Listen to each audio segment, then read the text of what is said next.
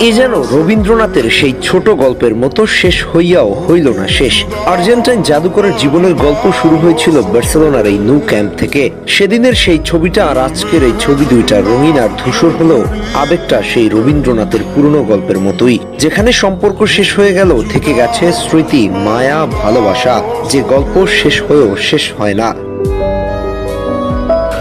America থেকে Spain হঠাৎ করেই আগমন হলো ওই জাদুকরের, তাও আবার ছদ্মবেশে।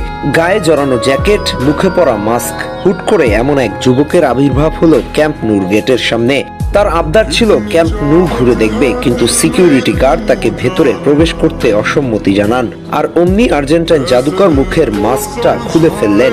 এর মধ্যে ওই সিকিউরিটি গার্ড যেন অবাক, তিনি কাকে দেখছেন। সিকিউরিটি তখন অনুমতি না থাকা সত্ত্বেও মেসিকে সসম্মানে মাঠে প্রবেশ করতে দিলেন।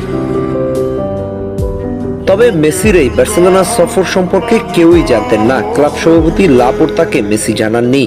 লাপোর্তা অন্য ক্যাম্পে থাকাকালীন সময় ক্যাম্প নুতে প্রবেশ করছিলেন মেসি। আর এ থেকে একটা জিনিস বোঝা যায়, বার্সেলোনার সভাপতির সাথে এখনো সম্পর্কটা ভালো যাচ্ছে না লিওনেল মেসির। এর পেছনে কারণ ছিল চোখের জলে বার্সেলোনা ছাড়া। লিওনেল মেসি কখনোই বার্সেলোনাকে ছাড়তে চাননি। এই শহরকে তিনি মনে প্রাণে ভালোবেসেছেন, আর তাই তো শেষ বেলায় ক্লাবের টানাপোড়েনে অল্প বেতনেও খেলতে চেয়েছিলেন। কিন্তু শেষ পর্যন্ত বার্সেলোনার এই সভাপতি মেসিকে বিদায় করেছিলেন। আর এর জন্য মেসি কখনো তাকে দায়ী করেনি, বরং বিশ্ব ফুটবলের অনেক বিশেষজ্ঞই বলছিলেন চাইলে মেসিকে তারা রেখে দিতে পারত।